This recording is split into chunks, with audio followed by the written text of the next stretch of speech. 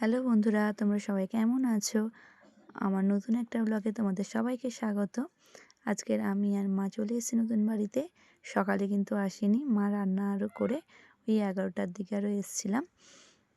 এসে দেখি না পাথরের কাজটা মানে টাইলসের কাজটা অনেকটা এগিয়েছে। পুরোটা কমপ্লিট হলে আমার রুমটা কমপ্লিট হলে তোমাদের দেখাবো। একটু বাগানে এসে দেখি না কুমড়োগুলো বড় হয়ে গেছে, 5টা মতন কুমড়ো হয়েছে। আর এই লঙ্কা গাছগুলো কি লঙ্কা ভর্তি, এই ছোট ছোট গাছগুলো এত লঙ্কা। মা আবার কয়েকটা লঙ্কা তুললো, মার লঙ্কা কয়েকটা তুলে আমি আর মা চলে এলাম বাড়িতে। বাড়ি এসে খেয়েও নিলাম।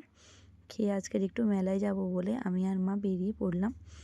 মেলায় যাওয়ার পথে এত সুন্দর একটা দৃশ্য তোমাদের সঙ্গে শেয়ার করলাম, খুব সুন্দর লাগছিল।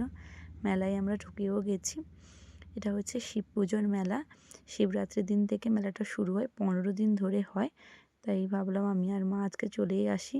এসে দেখছি খুব সুন্দর সুন্দর দোকান বসছে, এত সুন্দর সুন্দর দোকান বসে।